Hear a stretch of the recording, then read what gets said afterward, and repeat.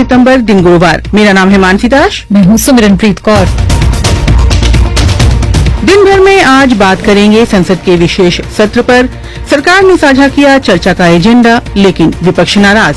बात करेंगे एजेंडे में क्या है क्या नहीं। बात अफगानिस्तान की भी, जहां चीन के नियुक्त किए नए राजदूत का तालिबान ने किया स्वागत। संसद के विशेष सत्र के लिए सरकार ने जारी किया एजेंडा। कांग्रेस बोली सब कुछ नहीं स्पष्ट। एजेंडा जब देखा तो लगा कि भाई इसमें ऐसा क्या है जो विंटर सेशन तक प्रतीक्षा नहीं कर सकता था। तो कुछ ऐसा है जो साझा नहीं किया गया। जो भी हो, जो सीईसी का बिल है उसका हम पुरजोर विरोध करेंगे। विशेष सत्र में चर्चा के लिए पेश होगा मुख्य चुनाव आयुक्त के चुनाव से जुड़ा बिल। जानेंगे ये बिल कितना अहम। इसमें सबसे महत्वपूर्ण तो वो वाला बिल है, सीईसी वाला। और क्योंकि चुनाव आ रहे हैं तो ये सरकार के हाथ में बहुत बड़ा हथियार होगा ये, अगर पारित हो जाएगा ये बिल। चीन ने अफगानिस्तान के लिए नियुक्त किया अपना राजदूत। ये कदम क्यों है महत्वपूर्ण, होगा विश्लेषण। चीन के लिए मैदान खाली भी हुआ है, क्योंकि जब अमेरिका और नेटो अफगानिस्तान में थे तो उस वक्त चीन के लिए मुश्किल था कि अफगानिस्तान में इन्फ्लुएंस हासिल करे। चीन के लिए ये अपॉर्चुनिटी है कि अफगानिस्तान में भी फाइनेंशियल इन्फ्लुएंस और पॉलिटिकल इन्फ्लुएंस ज्यादा हो। करेंगे एशिया कप की बात भी, लेकिन उससे पहले सुमिरन से सुनते हैं देश दुनिया का हाल।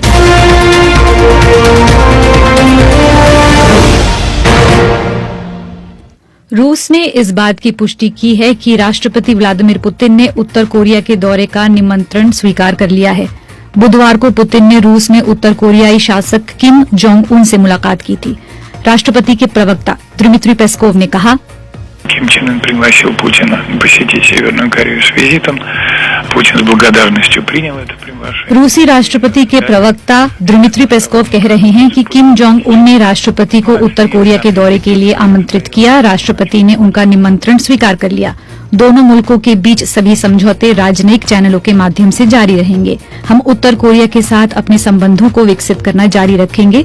सैन्य तकनीकी सहयोग पर बातचीत संवेदनशील श्रेणी में है। हम उत्तर कोरिया के साथ संभावित क्षेत्रों में संबंध विकसित करने का इरादा रखते हैं। कश्मीर के अनंतनाग के कोकरनाग इलाके में बुधवार को सेना और चरमपंथियों की मुठभेड़ में सेना के एक कर्नल, एक मेजर और जम्मू कश्मीर के डीएसपी की मौत हो गई है। इस घटना को लेकर आम लोग और राजनीतिक पार्टियां प्रतिक्रिया दे रही हैं। कांग्रेस के महासचिव रणदीप सुरजेवाला ने बीजेपी पर निशाना साधते हुए कहा कि सेना और पुलिस के 3 अधिकारी शहीद हुए तब बीजेपी मुख्यालय में जश्न मनाया जा रहा था। वहीं नेशनल कॉन्फ्रेंस के अध्यक्ष फारूक अब्दुल्ला ने चरमपंथी हमले में मारे गए पुलिस के डीएसपी हुमायूं भट्ट के परिजनों से मुलाकात की। इसके बाद मीडिया से बात करते हुए उन्होंने कहा, लड़ाई से अमन नहीं आता है। रजौरी में एनकाउंटर, कहीं और का एनकाउंटर रोज होते रहे और हुकूमत रोज चिल्लाती रहती है कि मिलिटेंसी खत्म हो गई। अब बताइए मुझे, क्या मिलिटेंसी खत्म हो गई? ये खत्म नहीं होगी जब तक कोई रास्ता न ढूंढा जाए जिससे अमन आ सके। लड़ाई से अमन नहीं आता है, बातचीत से अमन आता है। भारत में विपक्षी दलों के गठबंधन इंडिया ने उन एंकरों की लिस्ट जारी की है जिनको शो का विपक्षी गठबंधन बहिष्कार करेगा। इस लिस्ट में कई बड़े निजी और सरकारी समाचार चैनलों के कुल 14 एंकर का नाम है। बिहार के मुजफ्फरपुर जिले के बेनियाबाद इलाके में सुबह करीब 10:30 बजे बागमती नदी में एक नाव पलट गई। बताया जा रहा है कि नाव में 25 लोग सवार थे, जिनमें कई स्कूली बच्चे थे। इनमें करीब 12 अभी भी लापता हैं। फिलहाल एनडीआरएफ और बाकी राहत टीमें लापता लोगों की तलाश में जुटी है। पूर्वी लीबिया में बाढ़ की वजह से कई शहर तबाह हो गए हैं। देरना शहर के मेयर का कहना है कि देश में अचानक आई बाढ़ से लगभग 20,000 लोगों के मारे जाने की आशंका है। रविवार को आई इस विनाशकारी बाढ़ ने देश में भीषण तबाही की स्थिति पैदा कर दी है। दुनिया की जानी मानी तकनीकी कंपनियों के मालिकों के साथ वाशिंगटन में हुई अमेरिकी सेनेटरों की एक बैठक के बाद टेस्ला के मालिक एलन मस्क ने कहा कि सभी लोग इस पर एकमत हैं कि आर्टिफिशियल इंटेलिजेंस को लेकर नियम बनाए जाने की बहुत जरूरत है। इस बैठक में मेटा के संस्थापक मार्क जकरबर्ग, गूगल के प्रमुख सुंदर पिचाई और माइक्रोसॉफ्ट के संस्थापक बिल गेट्स भी शामिल थे। बैठक में इस बात पर चर्चा हुई कि आने वाले वक्त में आर्टिफिशियल इंटेलिजेंस बड़े पैमाने पर बेरोजगारी और ऑनलाइन धोखाधड़ी का कारण बन सकता है।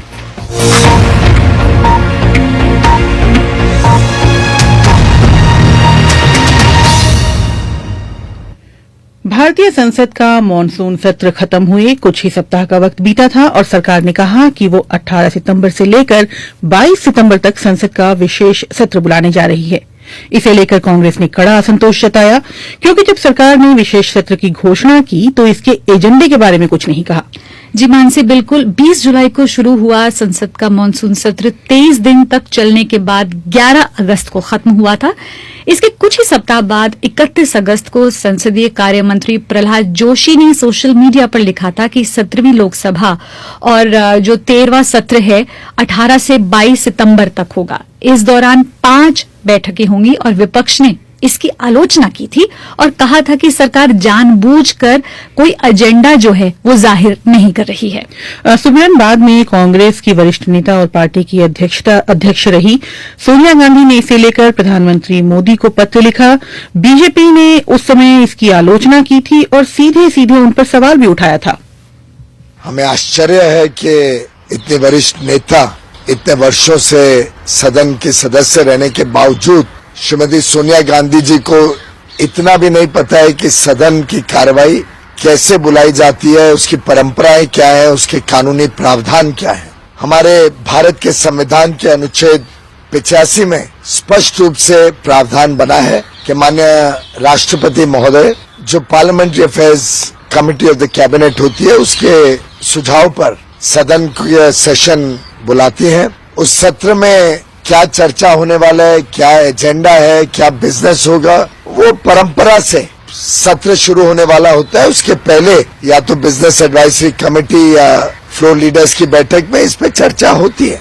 कांग्रेस की हमेशा एक कोशिश रहती है कि सभी जितनी परंपरागत हमारी जो संस्थाएं हैं, जो हमारा संविधान है, उसको वाद विवाद में डालने की जो एक कांग्रेस की कोशिश रहती है, उसकी मैं घोर निंदा करता हूं।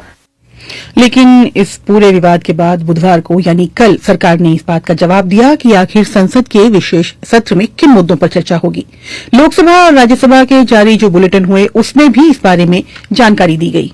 मानसी, लोकसभा सचिवालय के अनुसार सत्र के पहले दिन दोनों सदनों में संसद के 75 साल के सफर यानी उपलब्धियों, अनुभवों और यादों पर चर्चा की जाएगी और राज्यसभा के बुलेटिन के मुताबिक संसद के विशेष सत्र में 3 बिल पर चर्चा होगी।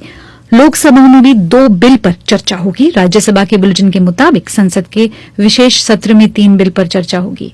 लोकसभा में भी 2 बिल की चर्चा होगी। किन बिलों पर चर्चा होगी सिमरन?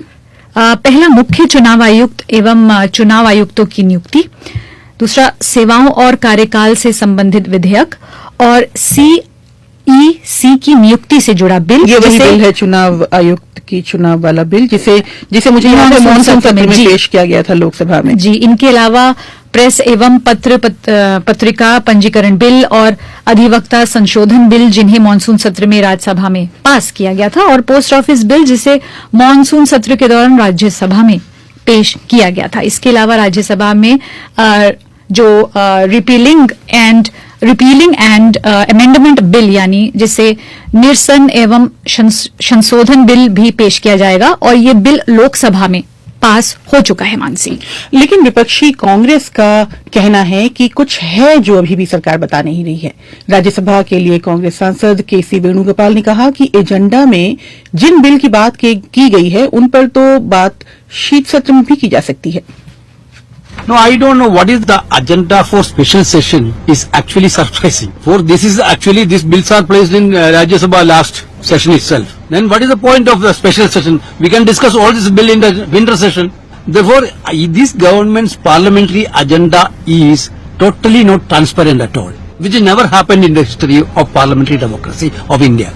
Once they call special session and they will not give agenda, then finally after hue and cry they will... मुझे नहीं पता कि विशेष सत्र का एजेंडा क्या है। ये वाकई में आश्चर्यजनक है। बीते सत्र में ये बिल राज्यसभा में पेश किए गए थे। इन बिल पर शीत सत्र के दौरान भी बात हो सकती है। ऐसे में विशेष सत्र करने का क्या मतलब है? संसद के एजेंडा के मामले में सरकार पारदर्शी नहीं है। सरकार देश के संसदीय इतिहास में ऐसा पहले कभी नहीं हुआ। पहले उन्होंने विशेष सत्र बुलाया तो एजेंडा नहीं बताया, विवाद हुआ तो उन्होंने एजेंडा बताया, लेकिन किसे पता कि अचानक कोई सप्लीमेंट्री एजेंडा आ जाए। ये थे केसी वेणुगोपाल। जी, वहीं कांग्रेस नेता पवन खेड़ा ने कहा है कि सीईसी की नियुक्ति से जुड़े बिल का पार्टी जो है वो विरोध करेगी। सुनिए क्या कहा पवन खेड़ा ने। सोनिया जी के पत्र का एक दबाव हुआ, तब जाकर इन्होंने एजेंडा भेजा। एजेंडा जब देखा तो लगा कि भाई इसमें ऐसा क्या है जो विंटर सेशन तक प्रतीक्षा नहीं कर सकता था। तो कुछ ऐसा है जो साझा नहीं किया गया और जो छिपाया जा रहा है। जो भी हो, जो सीईसी का बिल है उसका हम पुरजोर विरोध करेंगे। सीपीआईएम नेता बृंदा कारत ने कहा है कि संसद की पारदर्शिता होती है, लेकिन ये सरकार इसको हमेशा रहस्य ही बनाना चाहती है। वो मुख्य मुद्दों से लोगों का जो ध्यान है कहीं न कहीं वो भटकाना चाहती है। वहीं एनसीपी के कार्यकारी अध्यक्ष और लोकसभा सांसद सुप्रिया सुले ने क्या कहा, आइए वो सुनते हैं। Very, very disappointing because we really go to Delhi for some good work, good discussions, good debates and something that we can all तो सुप्रिया सुले कह रही हैं कि ये बेहद दुर्भाग्यपूर्ण है, क्योंकि हम कुछ अच्छे काम, अच्छी चर्चा, अच्छी बहस और अच्छी नीतियों के साथ एक मजबूत राष्ट्र के निर्माण में योगदान देने के लिए दिल्ली जाते हैं, लेकिन दुर्भाग्य से इस सरकार के तहत केंद्र में ऐसा होता नहीं दिख रहा है। लौटते हैं सुमिरन उन बिलों पर जिन पर विशेष सत्र के दौरान चर्चा होनी है। इनमें सबसे चर्चित बिल है मुख्य चुनाव आयुक्त की नियुक्ति से जुड़ा बिल। कहा जा रहा है कि मुख्य चुनाव आयुक्त की नियुक्ति प्रक्रिया से सरकार चीफ जस्टिस ऑफ इंडिया को हटाना चाहती है और इसीलिए ये बिल लाया जा रहा है। अभी तक मुख्य चुनाव आयुक्त को चुनने वाली कमेटी में मानसी प्रधानमंत्री, लोकसभा के नेता प्रतिपक्ष और मुख्य न्यायाधीश होते हैं। नए विधेयक में मुख्य न्यायाधीश की जगह कैबिनेट मंत्री को शामिल किए जाने की बात चल रही है। हालांकि देखा जाए तो मामला केवल इतने तक ही सीमित नहीं है। इसे लेकर कई तरह के कयास लगाए जा रहे हैं और इसके कई कारण भी हैं। सत्र बुलाने की जानकारी देते हुए जो संसदीय कार्यवाही मंत्री थे प्रहलाद जोशी, उन्होंने एक नए संसद भवन और पुराने संसद भवन दोनों की जो एक तस्वीर वो साझा की थी, जिसके बाद ये अंदाजा लगाया जाने लगा कि ये सत्र पुराने भवन में शुरू होगा और नए भवन में खत्म होगा। नया भवन जिसका उद्घाटन 28 मई को प्रधानमंत्री मोदी ने किया था। सत्र बुलाने के बाद केंद्र सरकार ने माफ कीजिएगा, केंद्र सरकार ने पूर्व राष्ट्रपति रामनाथ कोविंद की अध्यक्षता में एक देश एक चुनाव पर कमेटी बनाई थी। फिर ये चर्चा शुरू हो गई थी कि विशेष सत्र में इसी पर चर्चा होगी। हालांकि प्रहलाद जोशी ने कहा कि अभी फिलहाल तो केवल कमेटी ही बनाई गई है। और बात बीते सप्ताह की है, जब जी20 सम्मेलन हो रहा था, उस दौरान राष्ट्रपति की ओर से जो एक भोज का निमंत्रण पत्र दिया गया था, उसके बाद प्रधानमंत्री की सीट के सामने जो एक नेम कार्ड रखा गया था, उनमें इंडिया की बजाय भारत लिखा देखा गया था। और उसके बाद चर्चा ये छिड़ गई कि विशेष सत्र में देश का नाम भारत कर दिया जाएगा। तो जैसा कि हम बात कर रहे हैं कि कयासों के दौर के बीच केंद्र सरकार ने स्पेशल सत्र का एजेंडा तो स्पष्ट कर दिया है, लेकिन विपक्ष का ये कहना है कि अभी भी सब कुछ पारदर्शी नहीं है। आगामी सत्र में क्या कुछ उम्मीद की जा रही है, इसे लेकर अब से थोड़ी देर पहले मैंने बात की वरिष्ठ पत्रकार और जानी मानी विश्लेषक राधिका रामाशेषन से। देखिए, शुरू से इतना ज्यादा स्पेकुलेशन रहा ये स्पेशल सेशन को लेके, और ये पूरी तरह सरकार का गलती था। नॉर्मली क्या होता है कि पार्लियामेंट में आप सेशन अगर बुलाते हैं स्पेशल या जो रूटीन सेशन, एक बिजनेस एडवाइजरी कमेटी जिसमें सारे पार्टीज के रिप्रेजेंटेटिव्स चुने होते हैं, उनसे एक मीटिंग करवाते हैं और कुछ मोटा मोटी बिजनेस पे कुछ कंसेंसस लाने की कोशिश करते हैं। लेकिन ये सरकार ने तो ऐसा कुछ किया ही नहीं। एक दिन अनाउंस कर दिया कि 5 दिन स्पेशल सेशन होगा। सोनिया गांधी ने चिट्ठी लिखा प्राइम मिनिस्टर को और इंसिस्ट किया कि जो एजेंडा है उसको थोड़ा तो आप उसका खुलासा करना चाहिए सेशन के पहले। ये इसलिए जरूरी है कि ऑपोजिशन भी अपनी तैयारी कर सकती है, नहीं तो अचानक कुछ आ जाए और ऑपोजिशन के पास कुछ बोलने के लिए नहीं है तो मुश्किल हो जाता है। तो सोनिया जी ने जो मांग किया है वो पूरी तरह लेजिटिमेट था, वैलिड था। तो उसके बाद इन्होंने कल जारी किया है, पर उसमें भी कहा है कि ये पूरा नहीं है, सप्लीमेंट्रीज भी होंगे। जाहिर है कि ऑपोजिशन को अभी भी कुछ शक हो सकता है कि अचानक कुछ लेके आए। कई सारे अटकलें लगी थी, एक यूनिफॉर्म सिविल कोड के ऊपर अटकलें लगी थी, एक ये इंडिया को भारत नेम चेंज पे अटकलें लगी थी, वन नेशन वन पोल का पूरा डिबेट शुरू कर दिया, कमेटी भी अपॉइंट कर दिया, उसको भी लेके वो अटकलें लगी थी। लेकिन मेरे हिसाब से ये तीनों तो नहीं आएंगी, क्योंकि कल में नागालैंड असेंबली ने रेजोल्यूशन पास किया कि वो यूनिफॉर्म सिविल कोड को अपोज करेंगे, और ये नागालैंड की जो रूलिंग पार्टी है वो एनडीए के घटक दल है। तो मुझे नहीं लगता है कि यूनिफॉर्म सिविल कोड सरकार ऐसे ला सकती है।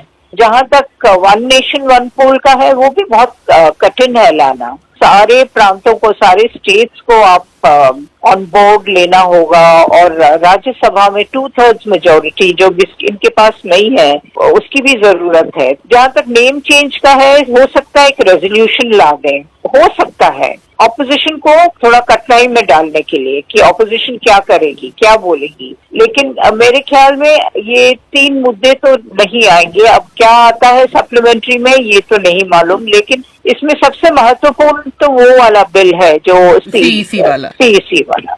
अब चूंकि जो एजेंडा सरकार ने दिया है उसमें 75 साल गणतंत्र के, उस पर भी चर्चा होनी है, तो क्या आपको लगता है कि ये जो एक कयास लगाया जा रहा था कि नए संसद के भवन में शिफ्ट हो सकते हैं इस सत्र के बाद से, क्या वैसा कुछ होगा? हाँ, ये अमृत काल जो कह रहे हैं कि अमृत काल का शुरुआत होने वाला है 75 इयर्स, तो ये जरूर जोर शोर से तो इसका वो करेगी लॉन्च। सरकार कोशिश करेगी कि जो न्यू इंडिया है वो 2014 से शुरू होता है, तो अपनी उपलब्धियां गिनाने में तो ये सरकार माहिर है और जरूर ये सत्र जो है वो उसका उपयोग करेगी। और जो नया संसद भवन है उसका सिंबॉलिक वैल्यू तो है ही है, लेकिन इस बीच में आप देखिए जो JNK में जो सिक्योरिटी के मुद्दे आ रहे हैं, इनका तो परछाई तो पड़ेगा ही पड़ेगा अगर उपलब्धियां गिनने लगेंगे। तो आपने मेंशन किया CEC बिल का, तो CEC बिल जो है वो कितना इम्पोर्टेंट है? अगर वो पास हो जाता है तो बदलाव क्या आएगा? मतलब यही आएगा कि जो चीफ जस्टिस है वो कमेटी में नहीं होगी, तो फिर जो मेजोरिटी होंगी वो तो रूलिंग NDA के होंगे, लीडर एक ऑपोजिशन लीडर है होंगे, लेकिन एक अकेला स्वर उन्हीं का होगा, तो वो जो भी कहेंगे वो ओवररूल हो जाएंगे। तो पूरी सरकार का बोलबाला होगा CEC की अपॉइंटमेंट में। तो ये मुझे लगता है कि जो इंस्टीट्यूशंस पे जो कह सकते हैं अंडरमाइन करने की जो लगातार प्रयास हो रहा है, उस दिशा में ये एक और बड़ा प्रयास होगा। और क्योंकि चुनाव आ रहे हैं तो ये सरकार के हाथ में बहुत बड़ा हथियार होगा ये अगर पारित हो जाएगा ये बिल। संसद के आगामी सत्र से क्या कुछ उम्मीदें हैं, बता रही थी वरिष्ठ पत्रकार और विश्लेषक राधिका रामाशेषन। आप सुन रहे हैं BBC हिंदी का पॉडकास्ट दिन भर पूरा दिन पूरी खबर। आगे कार्यक्रम में Sanatana, we don't know, they will not explain what is Sanatana. We speak about secularism, that all Indians who are born in this country and who are citizens of this country. सनातन पर PM Modi ने दिया बयान तो फिर छिड़ी चर्चा।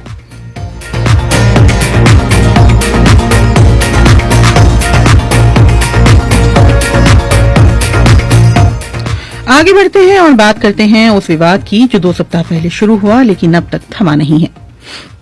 लेकिन इससे पहले माफ कीजिएगा, इससे पहले हमें श्रोताओं की टिप्पणियां पढ़नी है। मैं क्या YouTube से शुरुआत कर लूं मानसी, और फिर आप Facebook का रुख कर लें। तो अभी हम बात करें, भंवरलाल सैनी हैं जो हमारे साथ जुड़े हुए हैं, कुमार मोहन हैं जो कह रहे हैं कुछ नहीं करना है लोगों को, और शायद वो किसी न्यूज के एस्पेक्ट में बात कर रहे हैं, और मनोहर चमोली हैं जो कह रहे हैं BBC 7 दिन 1 घंटा हो जाना चाहिए, जो BBC दिन भर है शायद वो उसकी बात कर रहे हैं। मनोहर चमोली हमारे साथ जुड़े हुए हैं। अशोक गुप्ता हैं जो हमारे साथ कुछ टिप्पणी हमारे शो के बारे में कर रहे हैं, और विद्या भारती हैं, और तन्नू कुमारी हैं जो कह रही हैं कि राजनीति अब पूरी तरह से सत्ता पर निर्भर है, हर राजनेता का झुकाव सत्ता की ओर है, और यही कारण है कि विकास जो है उस पर कहीं ना कहीं एक सवाल उठ रहा है, और देश की जो दिशा है उस पर सवाल उठ रहा है। और मनोहर चमोली कहते हैं कि विशेष सत्र बुलाने का अधिकार सरकार के पास है। और मदन लाल बैरवा हैं जो पारदर्शिता लोकतंत्र की महत्वपूर्ण विशेषता है ऐसा कह रहे हैं, और भारत तो सबसे बड़ा लोकतंत्र है, वो इसके बारे में बात कर रहे हैं। फेसबुक पे MK बेरी लिखते हैं कि देश के लिए लोकतंत्र जरूरी है और उसको बचाना ही सबसे बड़ा मुद्दा है। हीरालाल रॉय लिखते हैं कुछ वो एक सवाल कर रहे हैं BBC के बारे में जी। और मनोहर चमोली लिखते हैं कि विशेष सत्र पर सांसदों को अवैतनिक रहना चाहिए, ये उनकी राय है जी। आगे बढ़ते हैं कार्यक्रम में और बात करते हैं उस प्रधानमंत्री के बयान की। उन्होंने वो जो बयान दिया है वो बीते 2 सप्ताह से जो विवाद चल रहा था उसी को लेकर उन्होंने एक बयान दिया है जो सोशल मीडिया पर वायरल हो रहा है। उन्होंने कहा है इंडिया गठबंधन सनातन धर्म को खत्म करना चाहता है और सनातनियों को, ऐसे लोगों को रोकना होगा। आगे बढ़ने से पहले उनके भाषण का वो हिस्सा सुनते हैं। जी। जिस सनातन को गांधी जी ने जीवन पर्यंत माना, जिन भगवान श्री राम ने उनको जीवन भर प्रेरणा दी, उनके आखिरी शब्द बने, हे राम। जिस सनातन से प्रेरित होकर स्वामी विवेकानंद ने समाज की विभिन्न बुराइयों के प्रति लोगों को जागरूक किया, जिस सनातन से प्रेरित होकर लोकमान्य तिलक ने मां भारती की स्वतंत्रता का बीड़ा उठाया, गणेश पूजा को स्वतंत्र आंदोलन से जोड़ा, सार्वजनिक गणेशोत्सव की परंपरा बढ़ाई।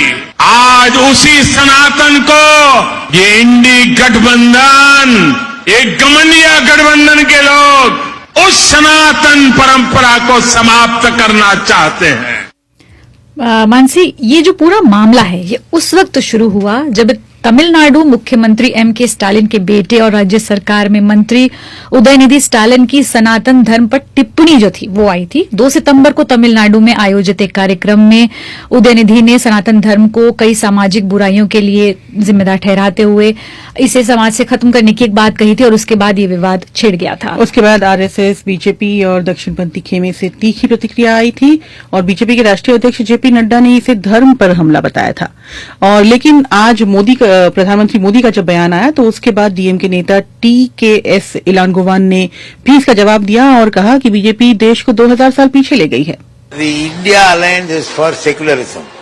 All member parties of India Alliance are speaking about secularism against BJP, which speaks of Hinduism. India गठबंधन और इसके सभी सहयोगी दल बार बार धर्मनिरपेक्षता की बात करते हैं, जबकि बीजेपी केवल हिंदुत्व की बात करती है। वो पहले ही भारत को शिक्षा और रोजगार के मामले में 2000 साल पीछे ले जा चुके हैं। वो सनातन के बारे में समझा नहीं पाएंगे, लेकिन हम धर्मनिरपेक्षता की बात करते हैं, जिसमें सभी भारतीय जो यहाँ पैदा हुए, जो यहाँ के नागरिक हैं, जो अपनी सरकार चुन सकते हैं, वो किसी भी धर्म के हों, जाति के हों, संविधान के अनुसार किसी भी धर्म का पालन करने के लिए आजाद हैं। तो आज ये मामला जो है कई जगह चर्चा में रहा। अब बढ़ते हैं कार्यक्रम के दूसरे पड़ाव की ओर और बात करते हैं अफगानिस्तान की। चीन पहला ऐसा देश बन गया है मानसी जिसने अफगानिस्तान के लिए औपचारिक तौर पर राजदूत नियुक्त किया है तालिबान के आने के बाद से। 2021 में तालिबान यहां दोबारा सत्ता में आ गया था, जिसके बाद सभी मुल्कों ने अफगानिस्तान के साथ अपने राजनयिक संबंध जो हैं वो तोड़ दिए थे। लेकिन अब जी बताएं। अब चीन ने जाओजिंग को यहाँ का राजदूत नियुक्त किया है और तालिबान का कहना है कि जाओजिंग की नियुक्ति अन्य देशों के लिए एक संकेत है। जी, चीन उन देशों में से एक है जिसने तालिबान सरकार के साथ बातचीत शुरू की है। चीन के विदेश मंत्रालय ने कल कहा कि उसका उद्देश्य चीन और अफगानिस्तान के बीच बातचीत और सहयोग को आगे बढ़ाना और उसे जारी रखना है और अफगानिस्तान के प्रति उसकी नीति जो है वो स्पष्ट है। तालिबान ने बीते कल काबुल के राष्ट्रपति भवन में जाओजिंग का स्वागत किया। समारोह में कार्यवाहक प्रधानमंत्री मोहम्मद हसन अखुंद और कार्यवाहक विदेश मंत्री आमिर खान मुत्ताकी शामिल थे। लेकिन जब पूरी दुनिया अफगानिस्तान के साथ रिश्ते नहीं रख रही है तो चीन के लिए वो जरूरी क्यों हो गया है? उसे ये कदम उठाने की क्या जरूरत पड़ी? उससे इसको क्या लाभ है? यही कुछ जानने के लिए अब से थोड़ी देर पहले हमने बात की BBC पश्तो सेवा के रेडियो संपादक दाऊद आजमी से। सबसे पहले तो ये बात है कि अफगानिस्तान और चीन 2 पड़ोसी ममालिक है, ये 2 नेबर्स हैं और इसके अलावा चीन की ये दिलचस्पी भी है कि अफगानिस्तान से वहाँ पर टेररिज्म ना हो, सिक्योरिटी का कोई मसला ना हो चीन के लिए। और तीसरी बात ये है कि चीन चाहता है कि रीजन में चीन का BRI है, बेल्ट एंड रोड इनिशिएटिव है, उसमें अफगानिस्तान भी शामिल हो जाए और इस हवाले से चीन, पाकिस्तान और अफगानिस्तान यानी तालिबान की हुकूमत के फॉरेन मिनिस्टर्स के दरमियान मीटिंग्स भी हो चुकी हैं और तीनों मुल्कों ने इस बात पर इत्तेफाक किया है कि हम चाहते हैं कि CPEC जो चाइना पाकिस्तान इकोनॉमिक कॉरिडोर हो उसमें अफगानिस्तान भी शामिल हो जाए। चौथी बात यह है कि चीन के लिए अफगानिस्तान एक खजाना भी है, एक ट्रेजर भी है, क्योंकि यहाँ पर बहुत सी माइंस और मिनरल्स है जिसमें चीन दिलचस्पी रखता है। तो चीन की ये भी ख्वाहिश है कि अफगानिस्तान की जो माइनिंग सेक्टर है उसमें इन्वेस्टमेंट करे। और 5वीं बात यह है कि जब से अमेरिका और नेटो अफगानिस्तान से गए हैं तो चीन चाहता है कि अफगानिस्तान में इनका इन्फ्लुएंस असर व नफूज ज्यादा हो अमेरिका की निस्बत। अमेरिका के साथ जब हम कंपेयर करते हैं, चीन के लिए मैदान खाली भी हुआ है, क्योंकि जब अमेरिका और नेटो अफगानिस्तान में थे तो उस वक्त चीन के लिए मुश्किल था कि अफगानिस्तान में ज्यादा इन्फ्लुएंस हासिल करे। चीन एक बिग ब्रदर के तौर पर उभर रहा है इस रीजन में, तो इस हवाले से भी चीन के लिए ये अपॉर्चुनिटी है कि अफगानिस्तान में भी इनका इन्फ्लुएंस, फाइनेंशियल इन्फ्लुएंस और पॉलिटिकल इन्फ्लुएंस ज्यादा हो। तो अंतर्राष्ट्रीय स्तर पर जहां तालिबान को मान्यता नहीं मिली है, तो चाइना का ये कदम क्या अफगानिस्तान के लिए फायदेमंद भी साबित हो सकता है? तालिबान की हुकूमत तो 2 साल हो चुके हैं कि बनी है, लेकिन अब तक किसी भी मुल्क ने तालिबान की हुकूमत को रिकॉग्नाइज नहीं किया है। जो इंटरनेशनल ऑर्गेनाइजेशन है, मसलन यूनाइटेड नेशंस है या ऑर्गेनाइजेशन ऑफ इस्लामिक कॉन्फ्रेंस जो है, उन्होंने भी तालिबान की हुकूमत को रिकॉग्नाइज नहीं किया है। अफगानिस्तान में कुछ ममालिक की एम्बेसीज खुली हुई हैं, इसमें चीन भी है, पाकिस्तान भी है, ईरान और टर्की और रशिया, 10 से ज्यादा ऐसे देश हैं जिनकी एम्बेसीज अफगानिस्तान में खुली हैं, लेकिन इनमें से किसी एक ने भी तालिबान की हुकूमत को रिकॉग्नाइज नहीं किया है। इसकी वजह यह है कि तालिबान की कुछ पॉलिसीज हैं जिनके साथ इनका इख्तिलाफ है, तो वो तालिबान से चाहते हैं कि काउंटर टेररिज्म और सिक्योरिटी के हवाले से एक्टिविटीज ज्यादा करें या वो सेटिस्फाइड हो जाएं। Human rights, specially women rights के हवाले से जो रिस्ट्रिक्शंस है तालिबान हुकूमत की, तो वो चाहते हैं कि वो भी दूर हो जाए। और तीसरी डिमांड ये है इन मुल्कों की कि तालिबान अफगानिस्तान में एक इंक्लूसिव हुकूमत बनाए, दूसरे जो नॉन तालिबान अफगान है उनको भी हुकूमत में शामिल कर लें। लेकिन चीन की तरफ से नए सफीर का भेजना, नए एम्बेसडर का भेजना, ये मैसेज रखता है कि चीन चाहता है कि रिकॉग्निशन के बगैर भी तालिबान के साथ इंगेजमेंट हो। कुछ ऐसे मसाइल हैं जिसकी वजह से इंगेजमेंट की जरूरत पड़ती है। तो तालिबान के लिए ये एक खुशी की बात है कि चीन जैसे बड़े पावर ने अपना एक एम्बेसडर भेजा है। हालांकि इससे पहले भी चीन की एम्बेसी खुली हुई थी, तो तालिबान के लिए सिंबॉलिकली ये एक अहमियत रखती है, लेकिन अब तक किसी भी हुकूमत ने तालिबान हुकूमत को रिकॉग्नाइज नहीं किया है। तो चीन और अफगानिस्तान के रिश्तों पर बात कर रहे थे बीबीसी पश्तो सेवा के रेडियो संपादक दाऊद आजमी। और अब बारी है खेल की खबरों की।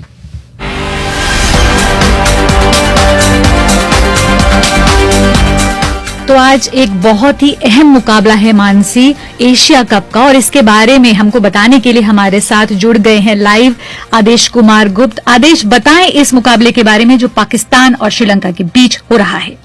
जी देखिए सुबिरन, जैसा कि आपने कहा कि बहुत ही महत्वपूर्ण मुकाबला, क्योंकि जो भी टीम आज के मुकाबले को जीतेगी वो फाइनल में रविवार को भारत का सामना करेगी। लेकिन फिलहाल इस मैच का सूरत हाल ये है कि जब पाकिस्तान ने टॉस जीतकर पहले बल्लेबाजी करने का फैसला किया तो बारिश की वजह से पहले से ही खेल देर से शुरू हुआ। 45 ओवर का ये मुकाबला था, लेकिन थोड़ी देर पहले जब 27.4 ओवर हुए थे और पाकिस्तान का स्कोर 5 विकेट होकर 130 रन था, तब अचानक फिर से बारिश शुरू हो गई और इसकी वजह से मैच में व्यवधान पड़ा है।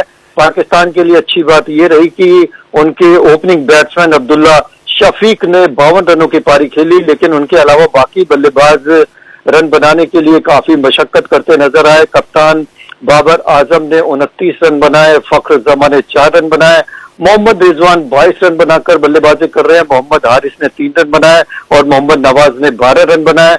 अगर पाकिस्तानी बैटर्स की बात की जाए तो अब इफ्तिखार अहमद एक ऐसे जरूर बल्लेबाज हैं जिन पर पाकिस्तान भरोसा कर सकता है, क्योंकि उन्होंने नेपाल के खिलाफ हुए मुकाबले में शतक जरूर बनाया था, लेकिन आज शायद वो इतनी बड़ी पारी ना खेल सके। तो कुल मिलाकर ये कहा जा सकता है कि जो श्रीलंकाई गेंदबाज हैं उन्होंने काफी शानदार गेंदबाजी का प्रदर्शन किया है और पाकिस्तान के बल्लेबाजों को बहुत ज्यादा खुलकर खेलने का मौका नहीं दिया है। और पिछले मुकाबले में जिस तरह से विला लागे ने भारत के खिलाफ 5 विकेट लिए थे, आज भी उनसे करिश्माई गेंदबाजी की उम्मीद थी। हालांकि उन्हें विकेट तो केवल 1 मिला है, लेकिन सुमिरन उन्होंने कमाल की गेंदबाजी करते हुए आज भी 6 ओवर में केवल 22 रन खर्च किए हैं। बहुत बहुत शुक्रिया आदेश जी। जो भी टीम जीतेगी वो भारत के साथ खेलेगी फाइनल्स में, जो 17 सितंबर को खेला जाएगा। तो दिन भर पूरा दिन पूरी खबर में आज इतना ही। कार्यक्रम कैसा लगा कमेंट सेक्शन में हमें जरूर बताइएगा। आज स्टूडियो की जिम्मेदारी संभाली तिलक राज भाटिया ने। अब आपसे अगली मुलाकात कल होगी शाम 7:30 बजे। तब तक मानसी दास और सुमरनप्रीत कौर को दीजिए इजाजत। नमस्कार।